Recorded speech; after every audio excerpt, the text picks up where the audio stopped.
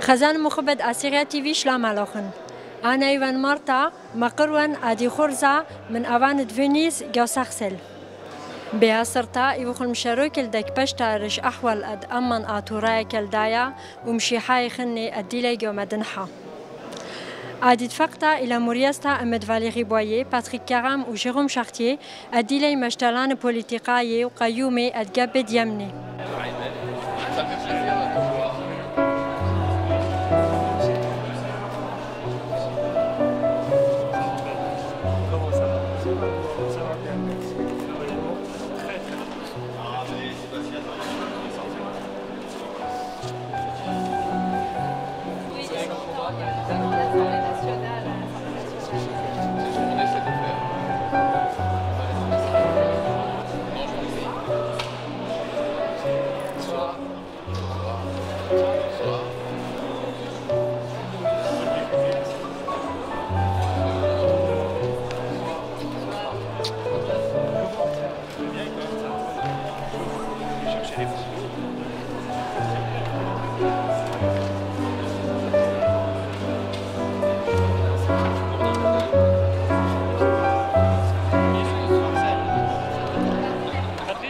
Rien de plus important que de faire le point de situation sur la question centrale pour nous tous des chrétiens d'Orient, 3 ans après que celle-ci ait été mise sur le devant de la place publique dans les circonstances que l'on sait.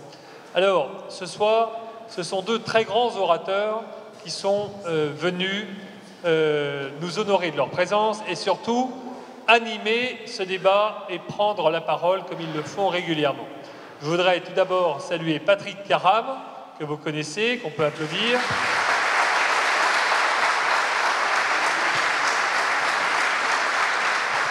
Et puis il y a ma collègue et amie Valérie Boyer, que je vous demande d'applaudir.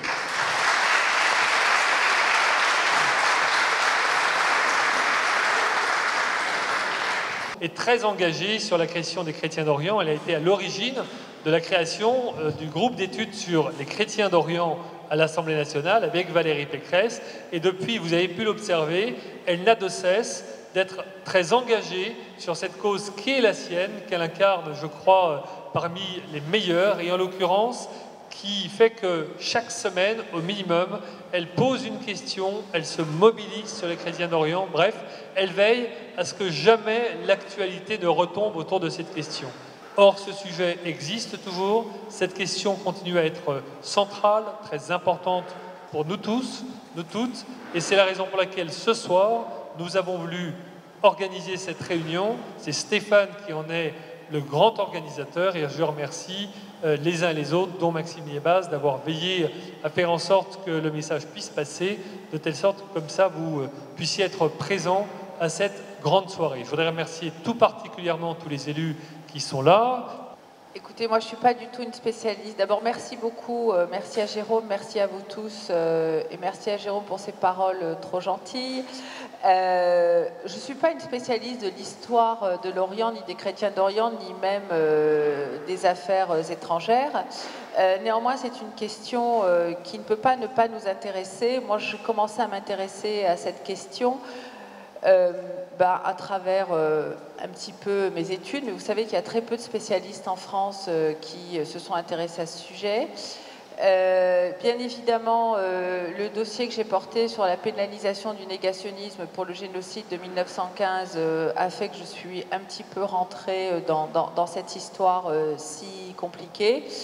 Tout ce que je peux vous dire, c'est qu'on recense à peu près dans le monde 200 millions de chrétiens dits d'Orient, donc très majoritairement, et n'hésitez pas à me contredire si j'ai noté des bêtises, des catholiques et des orthodoxes, et dont l'histoire a été créée, ou si vous voulez, ils sont nés des différentes interprétations pendant des siècles sous un régime où c'était des sous-citoyens, que malgré tout, de belles civilisations se sont développées et que c'était une zone où vivaient plusieurs religions ensemble. Aujourd'hui, et je crois que c'est ça qui nous préoccupe, c'est la disparition de ces chrétiens, de cette partie du monde, et c'est la disparition de cette civilisation qui est la nôtre, qui a massacré à peu près 1,5 million d'Arméniens, mais en même temps, il y a eu ce que les Assyro-Chaldéens appellent l'épée, c'est-à-dire un autre génocide qui n'était pas le premier, qui n'était pas le premier massacre, qui s'appelle l'épée, Safio,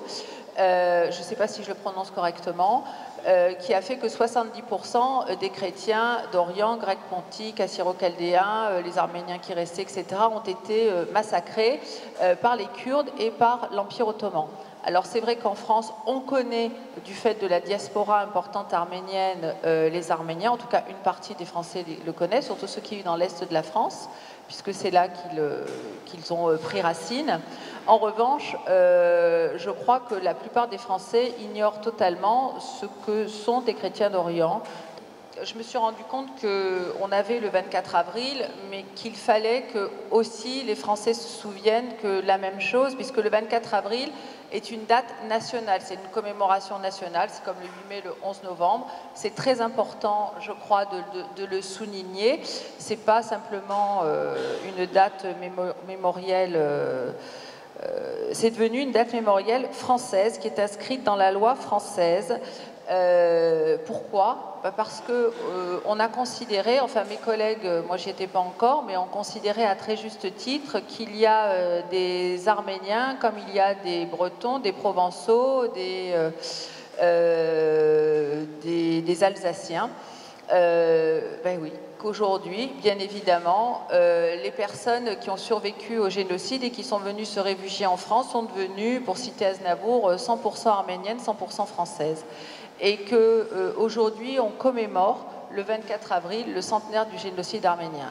Mais je crois que cette commémoration, elle est incomplète, parce que nous avons de la même façon des Syriens, des Irakiens, qui ont vécu la même chose à la même époque par les mêmes. C'était les Kurdes et les Ottomans, c'était l'Empire ottoman qui avait passé par l'épée 70% de la population chrétienne. Et pourquoi les Arméniens ont été massacrés ? Ils ont été massacrés parce qu'ils étaient chrétiens. C'était ce qui les différenciait des Turcs. Et pourquoi les Assyro-Chaldéens ont été massacrés ? Parce qu'ils étaient chrétiens. Donc on est bien là dans une guerre de religion que l'on nie, parce qu'il y avait aussi d'autres éléments, dans une spoliation également qui a été faite par l'Empire ottoman et qu'il est absolument nécessaire de reconnaître. Pourquoi ? Pas simplement pour se souvenir, mais je pense que quand on protège la mémoire, quand on protège la conscience aussi, c'est un problème j'ai employé le terme tout à l'heure de dignité humaine, c'est un devoir que nous avons vis-à-vis de ces personnes qui sont mortes, mais c'est aussi protéger les vivants. Et je suis convaincue que si nous avions géré correctement cette question du génocide de 1915, d'ailleurs Roger Kuckerman, le président du CRIF, l'a dit récemment, il a dit si le génocide de 1915 avait été reconnu et pénalisé, peut-être qu'il n'y aurait pas eu la Shoah. Et c'est vrai que Hitler, quand il écrivait Mein Kampf, avait dit « mais qui se souvient du massacre des Arméniens ?» Elle est plus que taboue, cette question qui fait partie d'une négation de l'histoire, notamment par les Turcs, qui sont les héritiers directs de l'Empire ottoman, qui se revendiquent d'ailleurs de cette histoire, fait qu'aujourd'hui on peut recommencer allègrement. Et que quand je suis intervenue, quand Patrick est intervenu avec la Credo, je crois qu'il a fait prendre conscience de ces difficultés, mais nous sommes en France dans la négation de ce qui se passe pour les chrétiens. C'est une réalité qui est malheureusement mondiale. Les minorités les plus persécutées dans le monde, ce sont les chrétiens. Et je vous invite à lire le livre de Monseigneur Di Falco, qui s'appelle « Le livre noir des chrétiens », qu'au Vietnam, quand on a des ancêtres catholiques, il suffit d'un ancêtre catholique, on ne peut pas rentrer dans l'armée, on ne peut pas rentrer dans l'administration. Et je crois que vous ne pouvez même pas envoyer vos enfants à l'école publique. Donc c'est un exemple, c'est pareil en Chine où c'est difficile, c'est pareil partout dans le monde. Et bien évidemment, ça atteint son paroxysme en Orient, là où pourtant les chrétiens sont originaires de cette terre. Aujourd'hui, la question qui est la nôtre, d'abord c'est une question de dignité humaine, c'est une question de droits de l'homme. que va-t-il rester de cette civilisation? Est-ce qu'il va encore y avoir des chrétiens? Est-ce qu'on va encore parler la langue du Christ sur les pas du Christ? Ce sont des questions. Est-ce qu'il va rester des chrétiens sur le chemin de Damas? Peut-être à Damas, à quelques-uns. Et toutes ces questions qui touchent cette partie du monde, je pense, nous touchent, nous, Français, particulièrement, du fait de nos liens historiques, mais aussi parce qu'on sait que cette civilisation, c'est la nôtre. Nous qui avons des racines chrétiennes, n'en déplaise à certains, mais c'est une réalité, c'est pas une opinion, c'est un fait. Mais aussi parce que je pense qu'il y va de notre propre civilisation aussi, et de notre propre conception de la dignité humaine et des droits humains. Et je crois que c'est pour ça que cette question des chrétiens d'Orient est tellement sensible dans notre pays. Même si beaucoup d'entre nous ne savent pas très bien situer où sont Karakosh, Damas, etc. Donc voilà pourquoi je me suis intéressée à cette question. Jérôme Chartier, vraiment je voudrais lui dire merci. Merci pour cette initiative. Nous revenons d'Irak, de Syrie et du Liban et on revient avec une image catastrophique de la situation des chrétiens. Et on arrive ici avec une sorte d'engourdissement. C'est vrai que l'engouement... il y a eu un moment où on parlait beaucoup de cette question, les chrétiens, les yézidis, et aujourd'hui on n'en parle plus. Et merci Jérôme de continuer à maintenir ce sujet vivace dans l'actualité. Je voudrais qu'on l'applaudisse.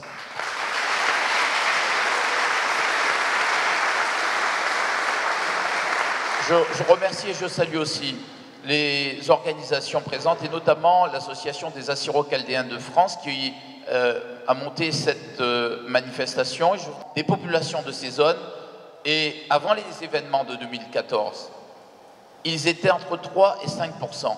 On sentait donc qu'il y avait une érosion de cette présence et on voulait apporter des solutions. La deuxième raison, c'est que dans toute cette zone, en septembre 2013, il y avait, on le sentait, une pression sur les femmes et sur les chrétiens. Et quand dans ces zones-là, il y a un marqueur femmes et chrétiens, c'est qu'on sait qu'il va se passer des choses. Et c'est exactement pourquoi nous l'avons fait. Nous l'avons fait parce qu'en Égypte, les frères musulmans qui étaient avant au pouvoir, qui persécutaient les chrétiens, étaient aidés par la communauté internationale, étaient aidés par les Américains, étaient aidés par l'Union européenne qui s'apprêtait à leur payer 4,5 milliards de prêts pour assurer leur fin de mois, sans tenir compte de ce que pouvaient vivre les chrétiens en Égypte. Et entre-temps, il y a eu la révolution. On sait ce qui s'est passé en juillet 2014 en Irak. Donc la Credo a été créée avec les églises d'Orient, toutes les églises, les orthodoxes, c'est 70% des chrétiens en Orient, mais toutes les églises, y compris les églises protestantes, des ONG comme Portes Ouvertes ou Aide à l'Église en détresse, mais aussi des ONG de Français, franco-irakiens, franco-syriens, franco-libanais, franco-égyptiens, etc., parce que nous voulions porter la voix de ceux qui sont là-bas. Moi-même, je suis d'origine libanaise, mon arrière-grand-père est un prêtre maronite des montagnes du Liban. Et ma famille a fui la crise de la soie et les persécutions. Et je sais que quand on part, on ne revient pas. Notre idée, c'est de tout faire pour qu'ils restent là-bas. La place des chrétiens d'Orient est en Orient. Et voilà pourquoi nous avons créé la Credo, non pas pour faire de l'humanitaire, nous avons des organisations au sein de la Credo qui font de l'humanitaire. Nous avons créé la Credo pour alerter l'opinion publique. Sur ces démarches-là, en 2013, c'était très compliqué de se faire entendre. On parlait de persécution et on était contesté. Quand on parlait de persécution, on nous expliquait qu'il n'y avait pas de persécution contre les chrétiens. On donnait les chiffres, on donnait les éléments. Parler de persécution à cette époque, alors qu'on voyait que la situation était en train de devenir difficile pour les chrétiens, on le voyait sur le terrain, eh bien à cette époque-là, ça n'était pas pris en compte par la diplomatie. Nous avons aussi déposé une plainte contre Daesh et les mouvements islamistes devant la Cour pénale internationale. Cette plainte est importante parce que c'est une plainte pour génocide et crimes contre l'humanité. Aujourd'hui, c'est la seule plainte qui existe contre ces mouvements islamistes. Cette plainte, aujourd'hui, elle est à l'instruction. Nous avons des rendez-vous, notre avocate a des rendez-vous réguliers avec la procureure générale de la Cour pénale internationale, Madame Bensouda. Et nous avons espoir qu'à un moment donné, elle ouvre la porte sur cette plainte. Nous avons sur ses conseils, elle nous a conseillé Nous étions à la conférence de Paris, invités par Laurent Fabius à participer à cette conférence de Paris, à participer aux travaux. À cette conférence de Paris, Madame Bensouda nous a conseillé de déposer une plainte contre les Français qui sont allés combattre avec Daesh pour essayer de bousculer l'inertie de la communauté internationale qui ne veulent pas de cette plainte devant la Cour pénale. Et je vais en dire un mot tout à l'heure. Eh bien, nous avons aussi déposé une plainte contre les Français qui sont allés combattre avec Daesh, avec Al-Nosra ou d'autres mouvements islamistes pour complicité de génocide et crimes contre l'humanité. Nous n'avons pas encore la réponse du procureur de Paris. Nous espérons que cette plainte sera instruite parce que si elle l'est, ce sera un précédent qui obligera la communauté internationale à agir. Je reviens de Maaloula. Vous savez tous ce qui s'est passé à Maaloula. Et la moitié des habitants ne sont pas revenus. La ville a été libérée, la moitié des habitants ne sont pas revenus. Ils ne sont pas revenus pour différentes raisons. D'abord parce qu'ils disent on a été trahis par nos voisins musulmans. Mais la députée yézidi nous a dit la même chose. Mais les réfugiés chrétiens, partout, les évêques nous ont dit la même chose. Ils nous ont dit on a été protégés par des musulmans. Mais il y a certains musulmans qui nous ont trahis. Comment allons-nous pouvoir nous asseoir avec des gens en face de nous qui ont précipité notre perte parce que lorsque Daesh, Al-Nosra, Jaish al-Islam, un mouvement islamiste rentrait dans notre village, il désignait notre maison parce que personne ne pouvait savoir que c'était notre maison. Notre idée à nous, c'est de faire en sorte de leur donner un espoir. C'est l'espoir que lorsque la paix sera revenue, on les aidera à reconstruire. Aujourd'hui en Syrie, ce n'est pas le message qu'on leur donne. Aujourd'hui, personne n'aide des chrétiens syriens à rester en Syrie. Personne ne les aide. Quand un chrétien syrien veut une aide, eh bien, il faut qu'il aille au Liban, il faut qu'il aille en Jordanie, il faut qu'il aille en Turquie. Mais en Syrie même, personne ne l'aide.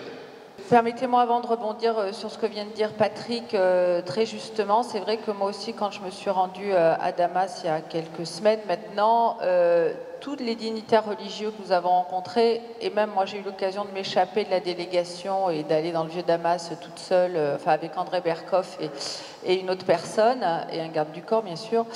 Et j'ai rencontré une famille syrienne qui habitait rue Saint-Anani, là à côté de la crypte de Saint-Paul, qui parlait français. Et cette dame nous a dit, écoute, dites à la France que nous aimons la France. Et le grand mufti de Syrie nous a même dit, vous savez, lorsque les Turcs nous ont occupé 400 ans, personne ne parlait turc. Les Français sont restés 70 ans, tout le monde parle français, tout le monde aime la France et nous ne comprenons pas pourquoi la France nous a laissés. Mais j'ai été quand même très touchée par tous ces témoignages, et y compris des témoignages qui étaient en dehors de la délégation officielle, pour corroborer ce que disait Patrick. Il est vrai que je crois que les Français ont laissé un bon souvenir en Syrie, et qu'il y a ce lien historique que j'évoquais tout à l'heure, qui est quand même encore très puissant et très présent. Et je crois que c'est à nous maintenant de faire en sorte qu'on change notre façon de regarder cette zone du monde, qu'on arrête de faire de la politique intérieure avec la Syrie, mais qu'on pense aux gens qui sont là-bas, aux gens qui ont survécu à la guerre, et qu'on voit comment on peut reconstruire avec eux. D'abord, on n'accueille pas de chrétiens en France. Ça n'existe pas, l'accueil des chrétiens d'Orient. Ça n'existe pas, concrètement, ça n'existe pas. Alors, c'est vrai que le pape a envoyé des messages curieux, dont celui d'accueillir une famille de réfugiés par paroisse, mais c'est impossible parce que, par exemple, les chrétiens qui croupissent à Erbil n'ont pas de visa. Voilà. Et donc nous accueillons, nous ne les accueillons pas, arrivent en France, des chrétiens, s'ils passent par bateau, ils font bien de dire qu'ils ne sont pas chrétiens parce que sinon ils sont jetés par-dessus bord pendant la traversée. C'est ce qui se passe la plupart du temps, notamment pour les chrétiens africains. Donc c'est la raison pour laquelle certains finissent par arriver par la route au milieu de ceux qui les chassent, au milieu des terroristes, des bourreaux, etc. Et il y a 1 an ou 2, j'avais posé la question à Bernard Cazeneuve, parce qu'attention, parce que je ne voulais pas être traitée d'islamophobe ou de pro-Bachar, etc., parce que ce sont les pires péchés que la terre puisse porter pour certains. Je lui avais dit, mais est-ce que vous êtes sûr qu'il n'y a pas de terroristes parmi toutes les personnes qui arrivent par là? Il m'avait dit, oh ben non, Et puis il m'avait dit, il n'y en a pas plus que ceux qu'on a déjà. Voilà une réponse très encourageante.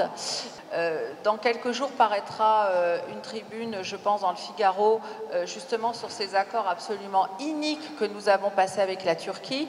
Je ne comprends même pas que personne n'en parle. Les Français, je crois, ne se rendent pas compte de ce que Mme Merkel nous a encouragés à faire. C'est absolument incroyable. En fait, on demande aux Turcs, comme pour ceux qui ont lu Gibbon quand ils étaient à l'université, quand vous avez lu la chute de l'Empire romain, vous vous souvenez sûrement de ce passage où Rome, en plein effondrement, demande aux barbares de garder les frontières de l'Empire. Eh bien, l'Europe, ne sachant pas quoi faire, demande aux Turcs de choisir qui va venir sur notre territoire. Et nous participons à ce trafic d'êtres humains. C'est absolument intolérable.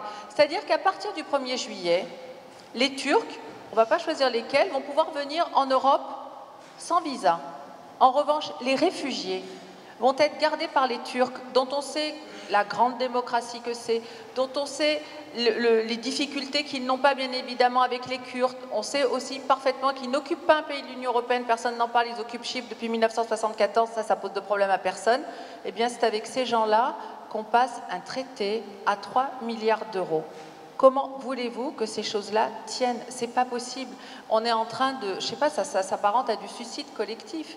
On traite avec des personnes, avec Erdogan qui vient sur le sol français pendant sa campagne électorale pour dire qu'il veut remettre l'Empire ottoman en route dans un meeting où il sépare les hommes des femmes. D'ailleurs, 15 000 personnes, la France a accepté le meeting, l'Allemagne n'a pas accepté le meeting, c'est pour ça qu'il s'est tenu à Strasbourg, où en pleine campagne électorale, il dit, ben, moi je reconstruis l'Empire ottoman, partez, allez partout en Europe, nous allons reconstruire l'Empire ottoman.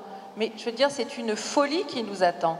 Entre ça et l'armement, comme l'a si bien souligné Patrick, des soi-disant démocrates syriens qui sont en fait des copains de Daesh, je pense qu'effectivement les choses sont particulièrement inquiétantes. Alors je crois qu'il y a des solutions, parce qu'on n'est pas là simplement pour se plaire et se flageller. La première solution, je pense, c'est revoir nos alliances et avoir une diplomatie claire. Ce n'est pas le cas aujourd'hui. Je crois qu'il faut qu'on dise à ces États avec lesquels nous traitons et qui sont les complices de l'État islamique, parce que je pense qu'on est allé de la complaisance à la complicité quand on achète du pétrole, quand on achète des œuvres d'art à l'État islamique, quand on laisse passer les terroristes d'un côté et de l'autre de la frontière. Moi, j'appelle ça de la complicité. Quand on pousse les États à ne pas s'entendre, comme le fait l'Arabie Saoudite, le Qatar et la Turquie, ces États-là, nous les recevons en grande pompe, et là, il n'y a aucun problème pour leur remettre des légions d'honneur, etc. En revanche, parler avec Bachar al-Assad, c'est plus que parler avec le diable. Alors moi, je ne suis pas ni le porte-parole, ni l'attaché de presse de Bachar al-Assad. L'instabilité qui règne partout. Moi, quand je suis allée à Damas, quand je suis passée par le Liban, j'ai entendu la même chose que Patrick, c'est-à-dire que toutes les confessions que j'ai pu rencontrer et tous les dignitaires religieux que j'ai rencontrés souhaitent que ce soit Bachar al-Assad qui reste. Pourquoi? Pas parce que c'est un grand démocrate, mais parce que c'est un problème de stabilité, d'une part, et parce que lui aussi, j'ai l'impression, enfin, je suis ni psychologue, ni très féru en affaires internationales, mais qu'il joue sa crédibilité et sa peau. Il vient lui-même d'une minorité alaouite qui a été particulièrement maltraitée par les autres.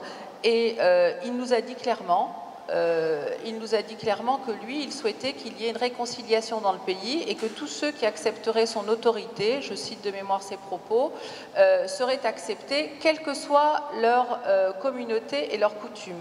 Et il a insisté sur les Kurdes, sur les Arméniens, sur les chrétiens. Il souhaite vraiment que les chrétiens reviennent.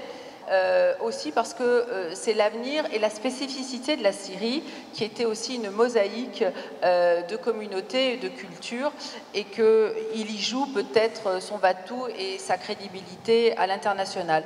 Alors franchement, aujourd'hui, les Américains, les Européens jouent avec la vie de personnes en prenant des positions particulièrement tranchées. Moi, je considère que la France est une des premières victimes de la guerre en Syrie, puisque c'est sur son territoire que se sont passés les pires attentats. Et donc, ce sont des conséquences directes de cette guerre en Syrie, puisque ces terroristes étaient passés par la Syrie ou avaient des contacts avec la Syrie. Malheureusement, je crains que nous connaissions d'autres attentats, surtout que nous n'avons toujours pas clarifié nos relations, on reste toujours dans cette ambiguïté, que l'accord que l'Allemagne nous a contraints à accepter dans le silence total d'ailleurs de la France avec la Turquie, je pense est un accord qui est tellement à la fois déséquilibré et porteur de problèmes qu'on en aura sûrement des conséquences. Et qu'aujourd'hui, il est urgent de mettre les complices de l'État islamique autour de la table pour leur dire d'arrêter et nous clarifier nos relations. Alors, tout est suspendu, bien évidemment. Je veux dire, l'Europe et la France comptent tellement peu que tout est suspendu aux élections américaines aujourd'hui. Ça aussi, c'est une réalité. J'espère qu'ils ne vont pas continuer à déstabiliser la zone. Mais je l'espère, mais je n'y crois pas. C'est ça un petit peu la difficulté. Nous n'avons eu donc aucun contact politique en Syrie. Par contre, nous avons vu en Syrie, au Liban, en Irak, tous les patriarches, les évêques des différents rites. Nous avons vu aussi les réfugiés dans tous les camps. Donc nous sommes allés à leur rencontre. Nous avons vu les responsables politiques en Syrie, et, au Liban et en Irak. Leurs jours sont comptés à Bagdad. Parce que leur maison, d'un seul coup, leur maison peut être occupée. Et quand la maison est occupée, impossible de recouvrer leur propriété. Ils se retrouvent sans maison. Certaines pressions sont aussi faites contre des chrétiens à Bagdad, avec l'idée qu'il faut que les femmes portent le voile, un dispositif que Nicolas Sarkozy avait créé après les attentats contre la cathédrale de Bagdad.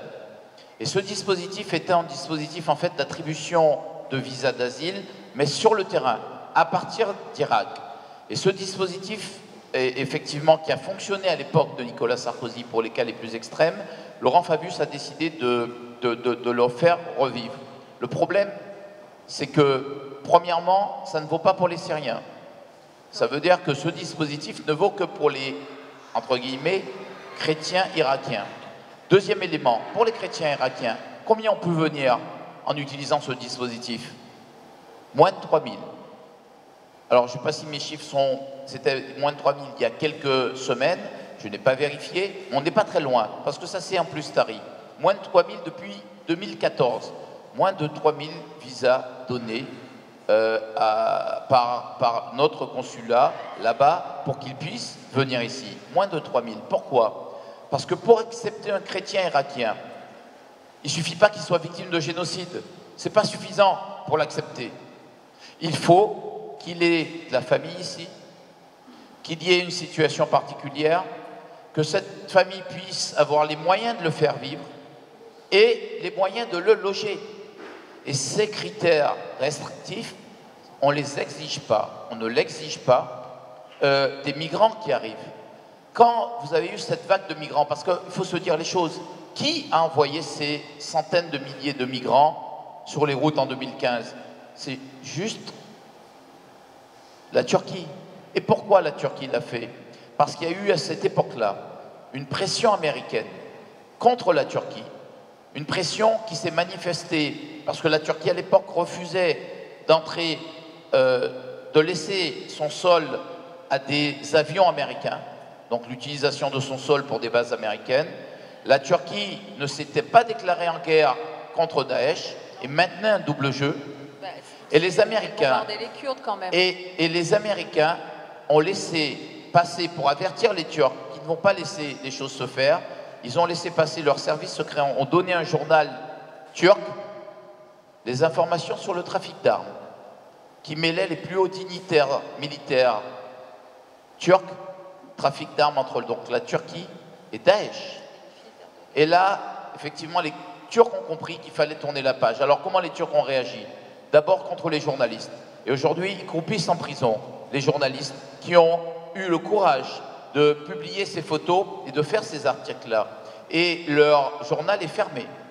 Deuxièmement, les Turcs ont dit, très bien, on va laisser les Américains mettre leur base et nous-mêmes, on va faire la guerre. Et ils ont fait la guerre contre qui? Contre les Kurdes. Ces Kurdes qui sont allés bombarder les Turcs, et non pas Daesh. 95% de leurs bombardements, c'était contre les Kurdes. Troisième élément, ils ont envoyé et ils ont encouragé des centaines de milliers. Il faut regarder la chronologie. C'est à ce moment-là que les réfugiés ont pris la route de l'Europe.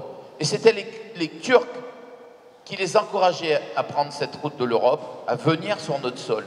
Et là, la pression qu'il y avait politique sur la Turquie, qui interrogeait la Turquie sur son rôle, eh bien cette pression-là, eh bien s'est arrêtée. Parce que notre priorité est devenue la question des réfugiés. Lorsque la chancelière allemande a déclaré qu'il fallait les accueillir, qu'est-ce que nous avons fait, nous? Nous avons envoyé des fonctionnaires essayer de convaincre des migrants, parce qu'il faut les appeler des migrants. Quand on est en Turquie, dans des camps, on est un réfugié. Mais quand on part d'un camp sécurisé pour venir dans un autre pays, on est obligé d'accueillir des réfugiés qui fuient une menace immédiate. Mais quelle était la menace qui fuyait en Turquie? Aucune. Et un réfugié n'a pas le droit de choisir le pays dans lequel il va vivre. Il aura simplement de demander, ce sont les conventions internationales qui l'exigent, une sécurité. Ils étaient en sécurité en Turquie. Le fait de les avoir envoyés chez nous, nous sommes allés les chercher pour les faire venir ici, et l'exigence que nous avons avec les chrétiens d'Orient, on ne les avait pas avec ces migrants. Deuxième élément,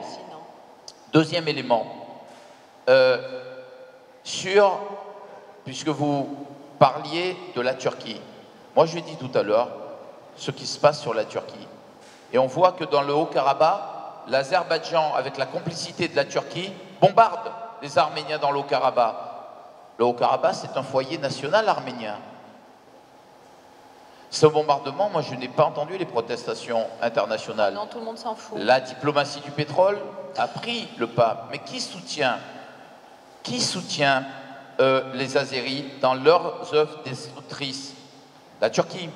Qui au Kosovo soutient contre les Serbes chrétiens, soutient et continue à mettre une pression dans cette région-là du monde?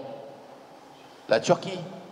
Qui aujourd'hui sème le désordre dans cette région du monde? La Turquie.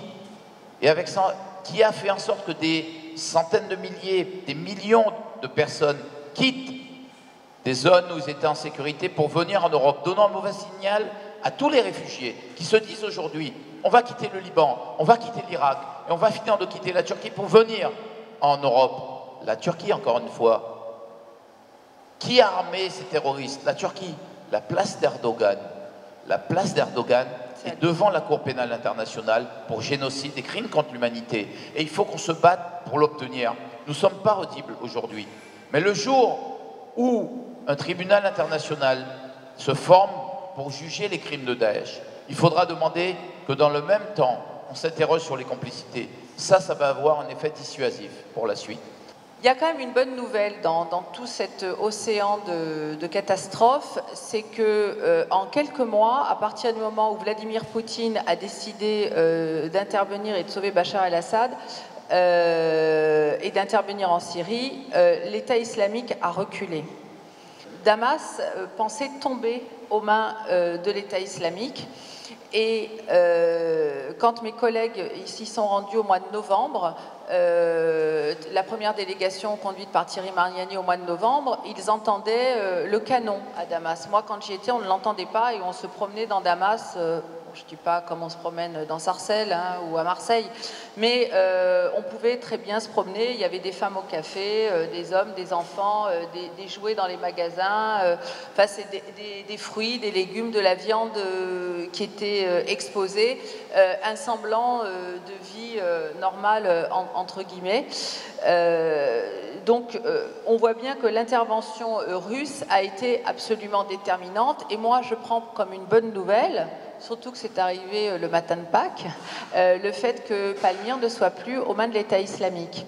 Et c'est une bonne nouvelle et c'est un symbole. Le premier symbole, je pense, c'est qu'il n'y aura pas d'empire de l'Irak au Levant. Il n'y aura pas de califat, en tout cas dans cette région du monde. Et ça, franchement, je pense que c'est un coup au moral. Et on ne s'occupe pas de savoir si ce sont des véritables réfugiés ou pas. Après, il y a un dossier qui est instruit. Et on sait que, je crois, c'est 80% des personnes qui viennent en France et qui rentrent illégalement et qui remplissent un dossier de réfugiés ne sont pas des réfugiés. Mais on leur dit qu'elles ne sont pas des réfugiés, on leur donne un papier et elles ne retournent pas dans leur pays. Il n'y a aucune considération particulière pour ceux dont on sait parfaitement qu'ils sont victimes d'un génocide, ni les yézidis, ni les chrétiens d'Orient. Vous avez raison, mais la situation n'a absolument pas évolué. Tout à l'heure, je vous disais qu'on n'a pas de visa pour eux. Nous n'avons pas de visa pour ces personnes et on leur demande toujours de l'argent, des familles, etc. C'est absolument abominable. Et quand ces familles arrivent à venir, moi j'ai suivi le cas ici, elles s'entassent à 15, 17, 18, 20 dans un T3. Leur accueil se fait très très mal et elles n'ont pas le droit au statut de réfugié. C'est-à-dire qu'on ne les loge pas prioritairement, il n'y a aucun accueil, etc. Alors j'avais essayé avec la paroisse, enfin avec les paroisses de pouvoir organiser des cours de français, etc. Mais comme en fait on ne les connaît pas, à part ceux que l'Église nous signale, on ne peut pas les suivre. Et heureusement qu'il y a des associations comme les vôtres qui les accueillent et qui les prennent en charge. La communauté qui est très bien organisée, c'est la communauté arménienne. Pour eux, entre guillemets, il n'y a pas de souci, enfin je mets des guillemets à ce que je dis, parce qu'ils sont accueillis dans leurs propres écoles, dans leur famille, etc. Mais c'est vrai que l'intégration est très compliquée parce que ceux qui arrivent par cette voie ne sont pas du tout pris en charge par les autorités françaises. Votre deuxième question, c'était... Enfin, il n'y a aucune considération particulière pour elles, alors qu'on sait parfaitement que ce sont des réfugiés, j'allais dire par définition. C'est dur pour la fille aînée de l'Église. À l'ambassade turque à Paris, il y a un responsable des affaires religieuses, mais ils le font dans tous les pays où ils sont installés, un responsable des affaires religieuses qui fait venir des imams de Turquie qui ne parlent pas le français mais qui connaissent un islam qui est un islam de leur coin un peu reculé, parce qu'ils viennent parfois d'Anatolie, c'est pas les plus avancés. Ah, c'est pas Istanbul. Et c'est eux, par exemple, qui au moment de la loi que Nicolas Sarkozy a voulu faire voter sur le négationnisme du génocide, c'est eux qui ont appelé les Turcs à manifester. C'est encore eux qui ont mobilisé pour le meeting d'Erdogan. Il faut le savoir, ils ont un moyen de pression directement sur nous.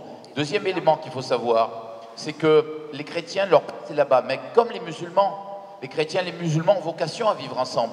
Ils ont toujours vécu ensemble avec des hauts et des bas dans cette région du monde.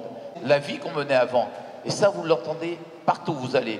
Le troisième élément, c'est qu'il ne faut pas se tromper de combat et pas faire d'erreur. Mossoul est tombé avec 1500 combattants de Daesh. Ils avaient, face à ces 1500 combattants, il y avait l'armée irakienne, mais cette armée des sunnites sont partis dans la nuit, les chiites sont partis, ils ne voulaient pas rester face aux sunnites, juste avant la chute de Mossoul. Le conseiller de Fabius, juste avant la chute de Mossoul, on leur a dit il faut une intervention. Et ils nous ont dit non, non, non, non, le président irakien, il n'est pas correct avec ces sunnites. Il travaille avec l'Iran et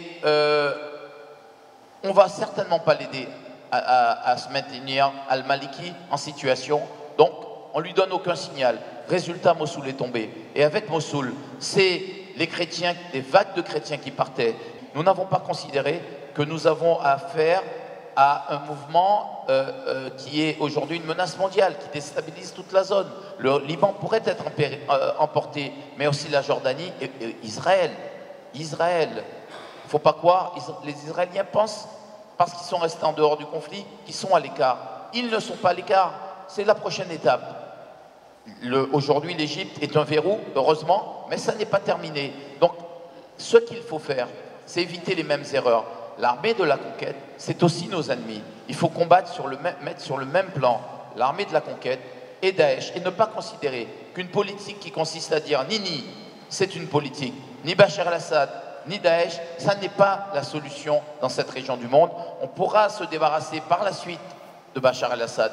Mais quand on aura avant tout réglé la question urgente de ce terroriste qui sont en train de déstabiliser la zone, pousser ces migrants hors de leur territoire et qui nous envoient des vagues de terroristes.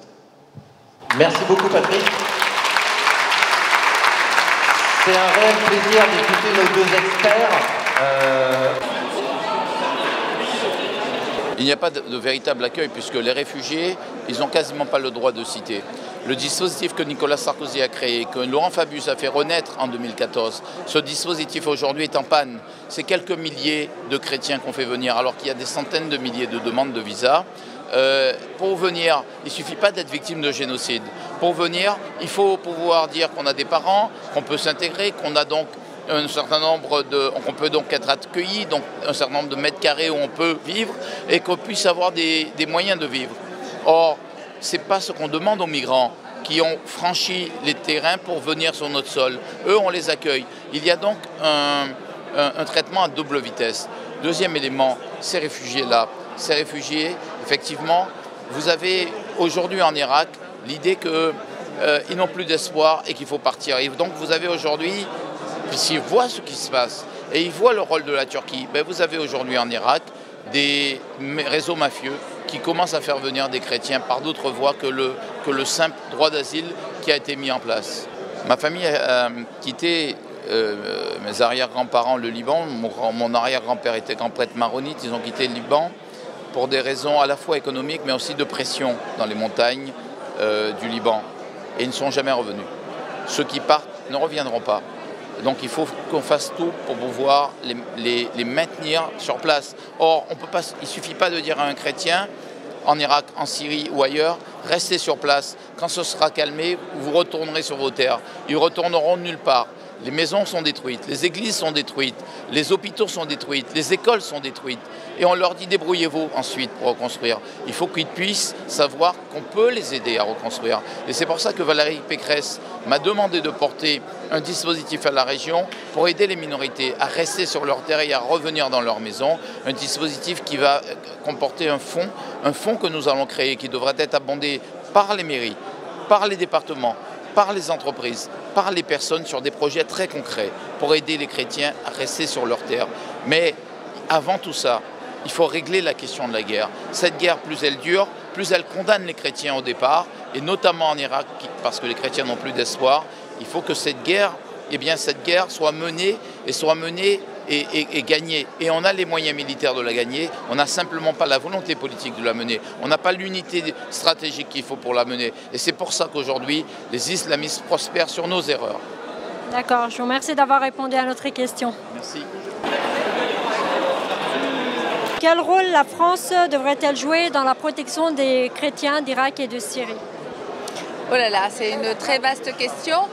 La France est protectrice des chrétiens d'Orient, vous le savez, depuis François Ier. Ensuite, il y a eu les accords Saïs-Picot. Elle était intervenue déjà au Liban au XIXe siècle. C'est une longue histoire d'amitié et de fraternité avec nos frères chrétiens d'Orient. Aujourd'hui, malheureusement, la situation est particulièrement alarmante. On assiste à la quasi-disparition des chrétiens en Irak, à une situation extrêmement compliquée pour les chrétiens en Syrie, au génocide, encore un nouveau génocide dont ils font l'objet après celui de 1915, sans compter toutes les difficultés qu'ils ont connues depuis. Je pense qu'aujourd'hui, il est absolument nécessaire que la France se ressaisisse sur le plan diplomatique. Il faut qu'elle revoie ses alliances avec la Turquie, l'Arabie Saoudite, le Qatar. Ça me semble absolument indispensable. Il nous faut nous rapprocher des Russes pour pouvoir continuer à aider la Syrie à chasser l'État islamique. Et puis peut-être avoir une considération particulière, ce qui n'est pas encore le cas aujourd'hui, pour les réfugiés chrétiens qui viennent chez nous, parce qu'on sait que ceux-là sont chassés en fonction de leurs origines et de leur religion. Damas n'a pas fait l'objet d'exactions de l'État islamique, puisque l'État islamique n'a pas pu venir jusqu'à Damas. Moi, j'ai rencontré des personnes du monde politique, forcément, le président Bachar al-Assad, tous les hauts dignitaires religieux, des entrepreneurs, des députés de plusieurs partis politiques différents là-bas. J'ai vu des gens qui espéraient la paix dans leur pays et qui protégeaient leurs richesses et leur pays. J'ai vu des personnes aussi qui, à Damas, vivaient une vie avec un semblant de normalité malgré la guerre, des femmes qui avaient comme vous et moi les cheveux libres, qui allaient à la terrasse des cafés, qui se promenaient habillées en jupe, d'autres avec le voile, visiblement des communautés qui avaient l'air de bien s'entendre et qui m'ont donné l'impression de vouloir continuer à vivre ensemble. Voilà, moi ce que j'espère c'est pouvoir y retourner, mais c'est vrai que j'ai eu beaucoup de chance parce que moi, je souhaitais aller à Damas pour vivre Pâques avec les chrétiens d'Orient. Et c'est une expérience que j'ai pu connaître. Et c'était un grand moment d'émotion d'être à la messe de Pâques dans le vieux Damas, de la partager avec des chrétiens d'Orient. Et au moment où nous étions à la messe, nous avons appris que Palmyre n'était plus entre les mains de l'État islamique. Donc c'est un double miracle. Ah oui, donc c'était la bonne nouvelle de Pâques. C'était une très belle nouvelle parce que je pense que chasser l'État islamique et le faire disparaître est une bonne nouvelle pour les Syriens mais pour l'humanité. Merci d'avoir répondu à nos questions. Merci à vous. الزمتلة فرنسا سندا مشي حايدي لقا مدنحة سبب تشعيت فرنسا إلى بنيتا رش هيمانو تمشي حيتا جرك تخمينو دقيقا صندوق أطوراي كالداي دي لقا أطروات مدنحة مارتا أسيريا تي في فرنسا.